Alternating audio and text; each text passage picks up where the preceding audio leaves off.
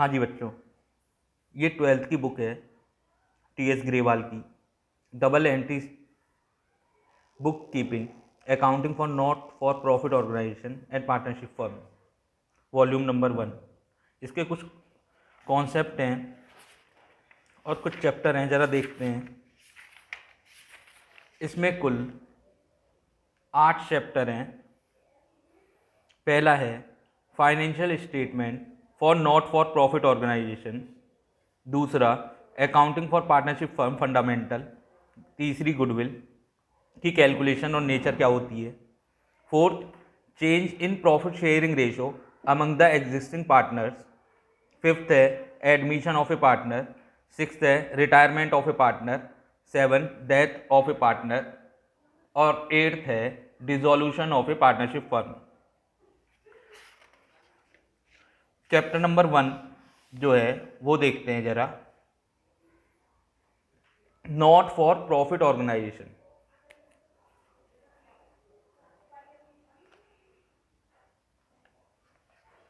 हाँ जी, वो कह रहा है लर्निंग ऑब्जेक्टिव्स क्या हैं। The study of this chapter would be enable you to understand meaning and concept of not for profit organisation,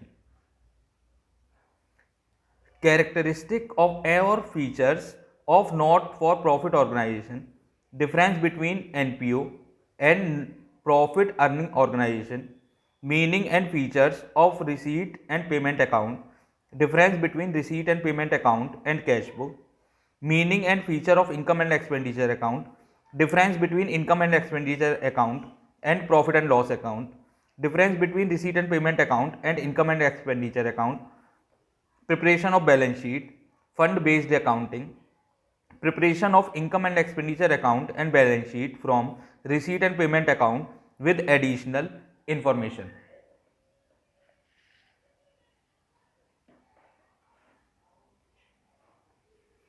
हाँ जी बच्चों, देखो नॉट फॉर प्रॉफिट ऑर्गेनाइजेशन जो होता है उसका एम जो होता है वो वेलफेयर ऑफ सोसाइटी का होता है, कोई प्रॉफिट अर्न करने का नहीं होता है। देखो ये क्या कह रहा है, ये रहा, not for profit organisation whose main objective is not to earn profit but to serve society and its members. आगे देखो वो क्या कह रहा है, not for profit organisation also known as profit not profit organisation NPO are setup with the objective to further cultural, educational, health, religious, public service to the public and or members etc, not with the purpose of earning profit। ये केवल किस लिए होता है, welfare of society के लिए, society के welfare के लिए ही ये NPO बनाए जाते हैं। आगे देखें,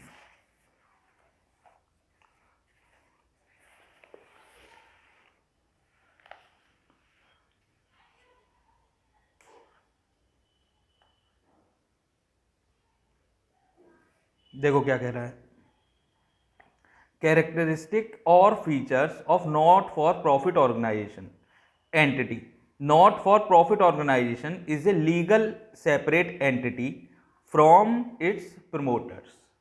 देखो जब परिवार होता है तो मान लो एक HUF है, हिंदू अनडिवाइडेड फैमिली है, वो बाद में अलग हो गई लेकिन ट्रस्ट उन्होंने पहले ही बना दी थी, तो इस केस में ट्रस्ट को अलग नहीं माना जाएगा, उसकी एक सेपरेट लीगल एंटिटी होगी। Purpose, their purpose is to further कर, ये पर्पस क्या है, वेलफेयर ऑफ सोसाइटी, सोसाइटी का वेलफेयर के लिए किया जाता है। ओनरशिप, ओनरशिप किसके हाथ में होती है, चैरिटेबल सोसाइटी होती है और ट्रस्ट के हाथ में होती है ownership. It is not owned by individual और group of individual but belong to the society, तो सोसाइटी या ट्रस्ट के हाथ में ओनरशिप होती है। Profit is not the objective, profit object नहीं होता, वेलफेयर ऑफ सोसाइटी के लिए होती है। मैनेजमेंट, मैनेजमेंट कौन करता है? ग्रुप ऑफ इंडिविजुअल करते हैं, ऑफन कॉल्ड ट्रस्टी और मैनेजिंग कमिटी उसको कहा जाता है। ट्रस्टी करते हैं इसकी मैनेजमेंट, और या मैनेजिंग कमेटी बोल दिया जाता है। फंड, फंड कहाँ से आते हैं इसके पास? इसके पास फंड कई तरीके से आ जाते हैं, जैसे डोनेशन आ जाती है, एंट्रेंस फीस आ जाती है, मेंबर्स फीस आ जाती है, सब्सक्रिप्शन आ जाती है, और भी चीज़ें आ जाती हैं।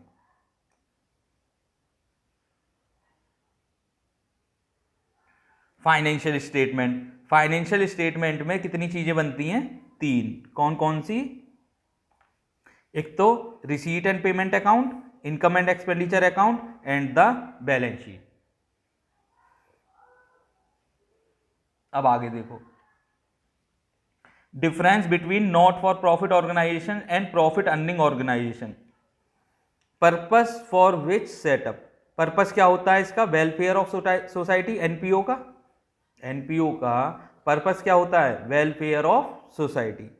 प्रॉफिट अर्निंग ऑर्गेनाइजेशन, उसका पर्पस क्या होता है? Earn profit. Source of fund, fund कहाँ से आते हैं इसके पास? अभी ऊपर पढ़ा था, किस किस से आते हैं? मेंबर्स की फीस आती है, सब्सक्रिप्शन आता है, डोनेशन आती है, एंट्रेंस फीस आती है। उसके बाद प्रॉफिट अर्निंग ऑर्गेनाइजेशन के पास कहाँ से फंड आता है? जो कैपिटल प्रोपराइटर लगाता है या पार्टनर लगाते हैं, या जो बोरोइंग करते हैं, वहाँ से। फाइनेंशियल स्टेटमेंट, फाइनेंशियल स्टेटमेंट में 3 चीज़ें बनती हैं, receipt and payment account, income and expenditure account and balance sheet. Financial statement में इधर क्या बनता है? Trading account, profit and loss account and balance sheet. Surplus, surplus जो सरप्लस या डेफिसिट निकल के आता है यहाँ पर, इनकम एंड एक्सपेंडिचर अकाउंट जब हम बनाते हैं तो क्या निकल के आता है? या तो सरप्लस या डेफिसिट। और यहाँ पर क्या निकल के आता है? नेट लॉस या profit, net profit. Distribution of surplus profit, distribution कैसे होता है? डिस्ट्रीब्यूशन मेंबर्स को होता है, और इसका प्रॉफिट इसका मेंबर्स को होता है और इसका मेंबर्स को नहीं किया जाता है। हाँ जी, आगे देखें। अब देखें, मैंने बताया फाइनेंशियल स्टेटमेंट और जो होता है नॉन प्रॉफिट ऑर्गेनाइजेशन का, उसमें कितनी चीज़ें बनाई जाती हैं? 3 चीज़ें। पहली कौन सी हो गई? रिसीट एंड पेमेंट अकाउंट, दूसरी इनकम एंड एक्सपेंडिचर अकाउंट, और तीसरी बैलेंस शीट। तो रिसीट एंड पेमेंट अकाउंट देखते हैं वो कैसे बनता है। हाँ जी, देखें जरा, receipt and payment account for the year ended, यहाँ पे लिखा जाएगा। देखो, एक तो कैश बुक होती है और एक रिसीट एंड पेमेंट अकाउंट होता है। ये रिसीट एंड पेमेंट अकाउंट साल के अंत में बनाया जाता है। ये जो रिसीट एंड पेमेंट अकाउंट कब बनाया जाता है? साल के अंत में। बनाती ये भी कैश बुक है, लेकिन रिसीट एंड पेमेंट अकाउंट कब बनाती है एनपीओ? साल के अंत में। तो इसमें डेट का कॉलम नहीं है, क्योंकि यहां पे क्या लिखा जा रहा है? फॉर द ईयर एंडेड, यानी साल के अंत में बनाया जा रहा है ये। उसके बाद ना ही यहां पर लेजर फोलियो का कॉलम है, क्योंकि ये खाते में से कहीं से नहीं आया, लेजर में से नहीं आया, तो इस वजह से यहां पर लेजर फोलियो भी नहीं लिखा जाता है। केवल क्या लिखा जाता है? ऊपर क्या लिखा गया? Receipt amount, payments amount. यहां पर कह रहा है to balance BD, opening balance, जो भी कैश होगा उसका बैलेंस जो होगा वो लिखा जाएगा। कैश इन हैंड और कैश एट बैंक, यहां पर बैलेंस लिख दिया जाएगा, यहां पर और यहां पर। उसके बाद सब्सक्रिप्शन, सब्सक्रिप्शन बेटा कभी कहीं कहीं कहीं कौन कोई से भी पीरियड का हो वो सब लिखा जाएगा, चाहे वो प्रीवियस ईयर का हो, चाहे वो करंट ईयर का हो, चाहे वो नेक्स्ट ईयर का हो। सब सब्सक्रिप्शन यहां पर लिखे जाएंगे और इसका टोटल लगा दिया जाएगा बाहर।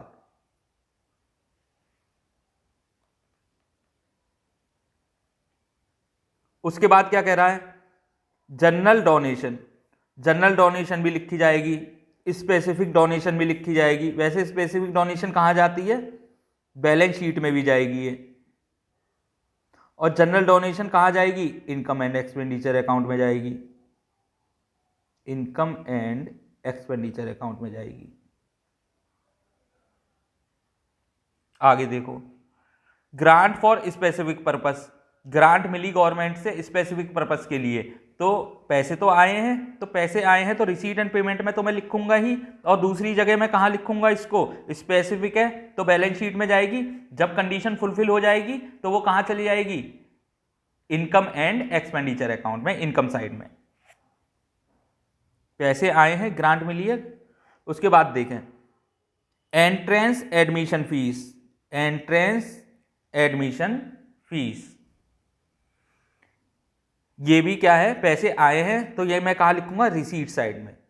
जनरल ग्रांट्स यहीं पे ही लिखूंगा, जितने भी पैसे आए हैं, sale of newspaper, grass, ETC, sale of old और यूज्ड स्पोर्ट्स मटेरियल, अगर उसको भी सेल करा है स्पोर्ट्स मटेरियल को तो भी मैं यहाँ लिखूंगा। इंटरेस्ट ऑन इन्वेस्टमेंट मैं यहीं लिखूंगा। डिविडेंड यहीं लिखूंगा क्योंकि डिविडेंड रिसीव हुआ है। Rent received, interest received, miscellaneous receipt, life membership fees.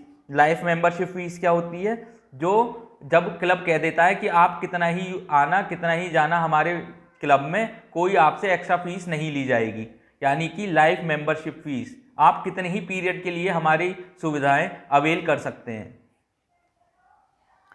Subscription for specific purpose, legacy, legacy क्या होती है, जब कोई आदमी गुजरता है तो वो अपने विल में लिख देता है कि हाँ जी मेरी सारी प्रॉपर्टी इस ट्रस्ट को ट्रांसफ़र की जाए, इस एनपीओ को ट्रांसफ़र की जाए, तो वो क्या कहलाती है, लीगेसी। अब लीगेसी दो तरीके की हो सकती है, एक तो जनरल, कुछ भी नहीं कहा विल में, कि हाँ बस यही कह दिया कि ट्रांसफ़र होनी है मेरी प्रॉपर्टी, तो वो तो हो गया स्पेसिफिक। अगर लीगेसी स्पेसिफिक है, स्पेसिफिक कैसे हो गई, विल में कह दिया अगर ये बिल्डिंग बना दें तो मेरी प्रॉपर्टी ट्रांसफ़र कर देना, तो ये क्या हो गया, स्पेसिफिक। और कोई कारण दे दिया, अगर ये ऐसा काम कर दें, बिल्डिंग बना दें या बुक्स ले आएँ या कुछ भी परचेज कर लें, इन्वेस्टमेंट परचेज कर लें इतने के, तो मेरी प्रॉपर्टी ट्रांसफ़र कर देना, तो इस हिसाब से लीगेसी कहलाती है वो। Endowment fund, sale of fixed asset, fixed asset sale कर दी। Receipt on account of specific fund, match fund, prize fund से अगर कोई पैसा आया है। फिर उसके बाद यहाँ पर आया बाई बैलेंस बीडी, अगर ओपनिंग बैलेंस में ओवरड्राफ्ट आ रहा था तो कहाँ लिखा जाएगा, क्रेडिट साइड में। फिर उसके बाद सैलरी दी, बाई के नाम से आएगा ये यहाँ पर, by rent, by postage expenses, by advertisement expenses, by newspaper and magazine, by repairs, by audit fees, by maintenance expenses, by insurance, by honorarium, by municipal tax, by price distribution, by office expenses, by expenses on show, by miscellaneous payments, by purchase of fixed asset, by sports equipment.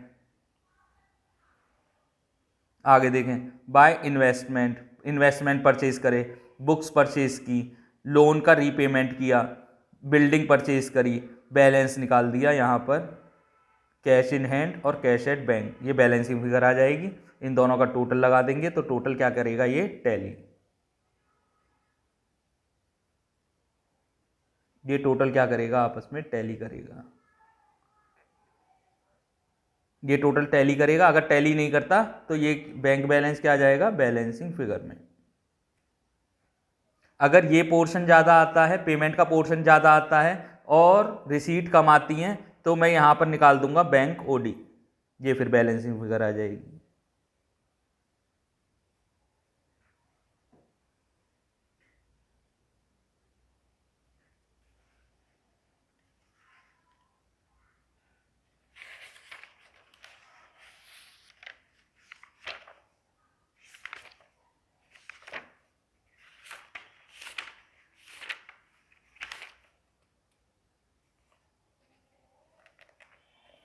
हाँ जी, एक question करते हैं, question number 6 है, question number 6 वो कह रहा है following is the summary of cash transaction of good health club for the year ended 31 मार्च 2018। वो कह रहा है ओपनिंग बैलेंस कैश का बैंक का कितना है 70,000 और बैंक का है 3 लाख। सब्सक्रिप्शन रिसीव्ड हुआ है 2016-17 का 40,000, 2017-18 का 3,75,000, 2018-19 का 20,000। डोनेशन फॉर जिम मिला है, जिम के लिए डोनेशन आई है 1,64,000। पैसे आए हैं तो मैं कहाँ लिखूंगा, रिसीट साइड में। उसके बाद लाइफ मेंबरशिप फीस आती है तो मैं कहाँ लिखूंगा, रिसीट एंड पेमेंट अकाउंट में रिसीट में लिखूंगा। वेजेस एंड सैलरी दी है, लॉकर रेंट आता है। Investment in 9% debenture of XYZ limited, ये पेमेंट जाता है। Health general, stationery, insurance premium, courier charges, municipal taxes, machinery purchase, sale of old newspaper, interest on bank balance, cash in hand. From the above summary prepare receipt and payment account from the above summary prepare receipt and payment account of the Good Health Club for the year ended 31st March 2018। हाँ जी, तो ये question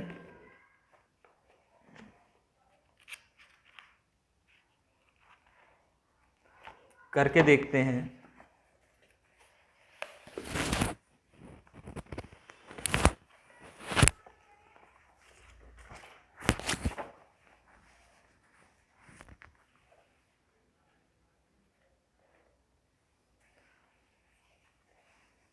हाँ जी, तो यहाँ लिखूंगा मैं receipt and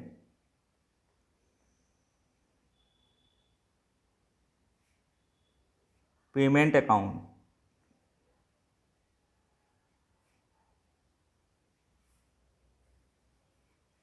for the year ended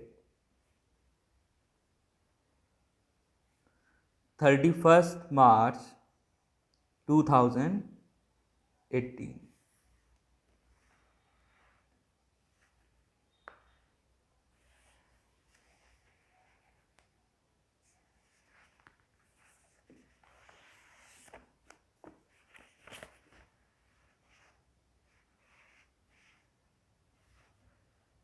हाँ जी, opening balance दे रखे हैं।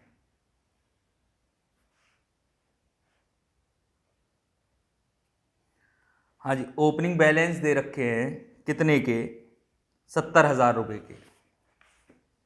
ओपनिंग बैलेंस दे रखे हैं 70,000 रुपये के। ये मैं रिसीट में लिख दूंगा, बैंक कैश के कॉलम में, वो मतलब अमाउंट के कॉलम में कितना 70,000 और 3,70,000 टोटल ओपनिंग बैलेंस पड़ा हुआ है।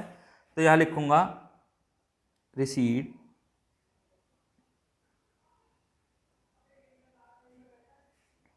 Amount payment amount. हाँ जी, तो यहाँ लिखूंगा टू बैलेंस BD। कैश का कितना है 70,000 और बैंक का कितना है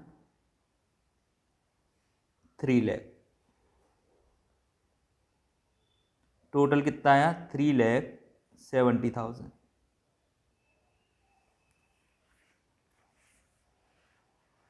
हाँ जी, ये 70,000 और 3 लाख ये मैंने लिख चुका। आगे कह रहा है सब्सक्रिप्शन रिसीव्ड हुआ है 2016-17 का, 17-18 का और 18-19 का। सब्सक्रिप्शन किसी भी साल का हो सब लिखा जाएगा ये रिसीट एंड पेमेंट अकाउंट में। तो इसे लिखता हूं टू सब्सक्रिप्शन।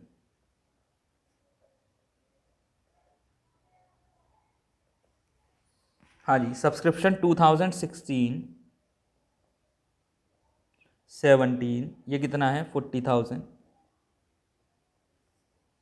17-18 3,75,000,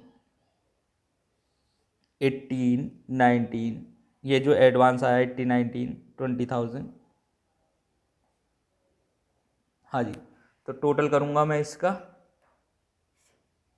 40,000 प्लस 3,75,000 प्लस 20,000, ये आया 4,35,000, 4,35,000।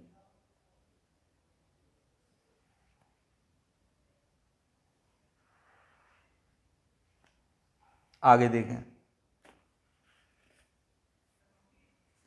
सब्सक्रिप्शन भी लिख दिया। Donation for gym, donation for gym कितनी है? 1,64,000 रुपये। इसको लिखूंगा टू डोनेशन फॉर जिम, और जिम की डोनेशन है 1,64,000, ये भी मैंने लिख दिया। एडमिशन फीस, हाँ जी, एडमिशन फीस है 14,000, तो टू एडमिशन फीस 14,000।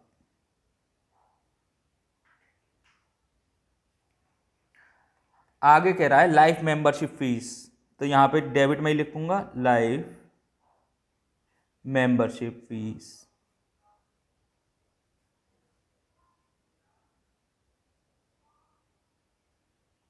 और वो कितना है? 45,000। उसके बाद कह रहा है वेजेस एंड सैलरी दी, तो by wages and salary,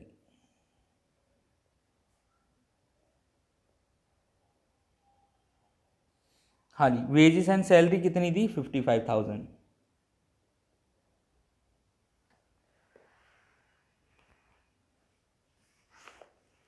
wages and salary कितनी दी? 55,000। लॉकर रेंट आया है, लॉकर रेंट, तो मैं डेबिट साइड में लिखूंगा locker rent to locker rent,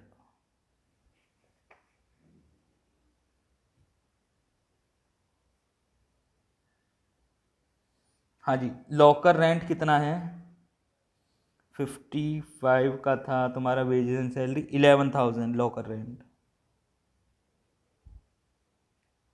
उसके बाद कह रहा है हेल्थ जनरल, लॉकर रेंट के बाद कह रहा है invested in 9% debenture of XYZ, तो यहाँ परचेज करा है तो इन्वेस्ट किया है तो पैसे कम होंगे, यहाँ लिखूंगा बाई 9% डिवेंचर। 9% डिवेंचर कितने के परचेज करे? 2,40,000 के।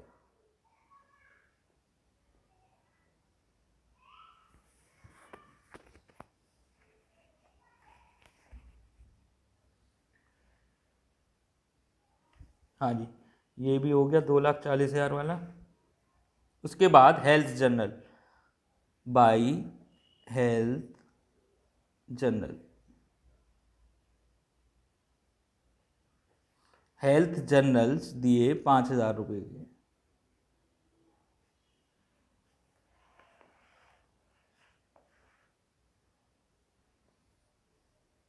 स्टेशनरी परचेज की बाई स्टेशनरी,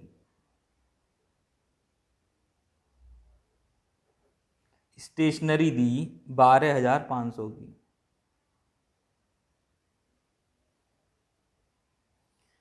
इंश्योरेंस प्रीमियम 12,500 का बाई इंश्योरेंस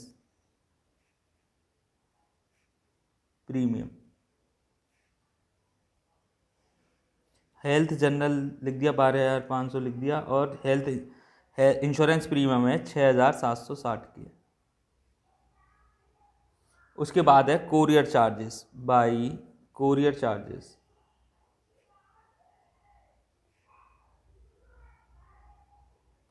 कोरियर चार्जेस हैं 800 रुपये के।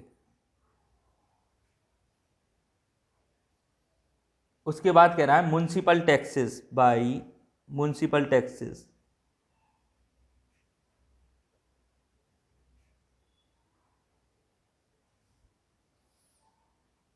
9,570। Machinery purchased by machinery purchased, machinery purchased by machinery, हाँ जी, मशीनरी परचेज की 38,000 रुपये की।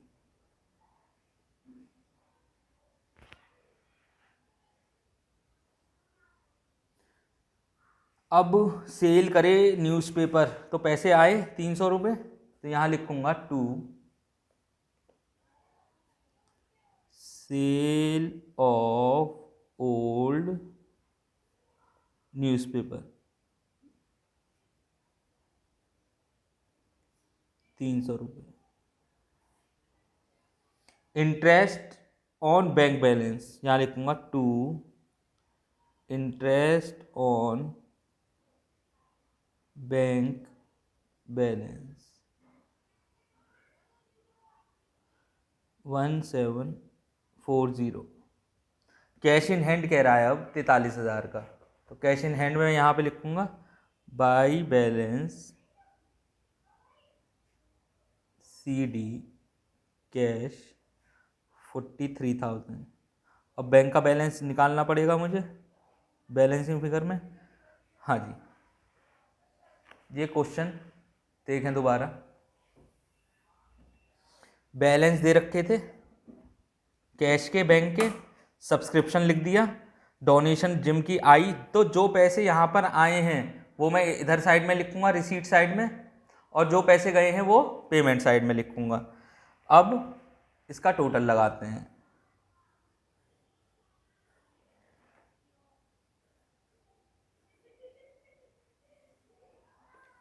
$3,70,000 plus 4,35,000 plus 1,64,000 plus 14,000 plus 45,000 plus 11,000 plus 300 plus 1,740। अभी एक तरफ ही लिखते हैं, ये आया 10,41,040। एक साइड ही लिख दिया, इसको ऊपर की साइड लिख दिया 10,41,040। अब पेमेंट साइड को देखो, 55,000 plus 2,40,000 plus 5,000 plus 12,500 plus 6,760 plus 800 plus 9,570 plus 38,000। इसका टोटल आया 3,67,630। तो यानी कि मेरा बैंक का बैलेंस ही आएगा, बैंक का बैलेंस ही आएगा, और प्लस क्या करूँगा 43,000, इसमें प्लस कर दूंगा जो कैश का बैलेंस है 43,000 वो भी है मेरे पास, तो टोटल कितना है 4,10,630। हाँ जी, माइनस कर दूंगा इसे 10,41,040 में से, ये आया 6,30,410। तो बैंक में लिख दूंगा 6,30,410। टोटल लगा दूंगा इसका 6,30,410 प्लस 43,000, ये आया 6,73,410। 6,73,410। और टोटल कितने से लगेगा इन दोनों का, इसका और इसका, 10,41,040, 10,41,040। ये क्वेश्चन इस हिसाब से होना था।